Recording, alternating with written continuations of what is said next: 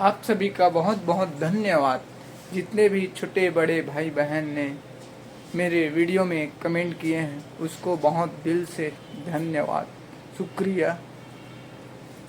तो फ्रेंड्स, आप सभी को मैं ये बताना चाहता हूँ कि आज से मैं हिंदी में ब्लॉग बनाऊँगा और आप ये बताना कि कैसा जो शुरुआत का है उसे कैसा बोलूं, क्या बोलूं, आप बताना।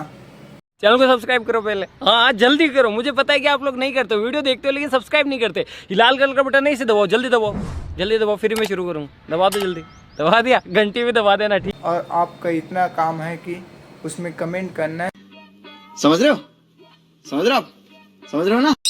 आप लोग को जो अच्छा लगे वही बताना है। दोस्तों, आप सभी का नए ब्लॉग में स्वागत है।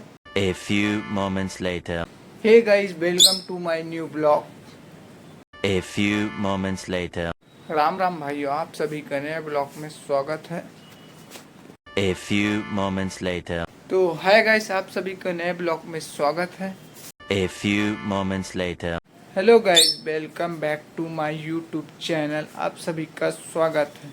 A few moments later. Hello friends, आप सभी को हमारी यूट्यूब चैनल में स्वागत है। तो फ्रेंड्स, एक बार कमेंट करके जाना। वीडियो अगर अच्छी लगी हो तो लाइक शेयर सब्सक्राइब करके जाना। बाय।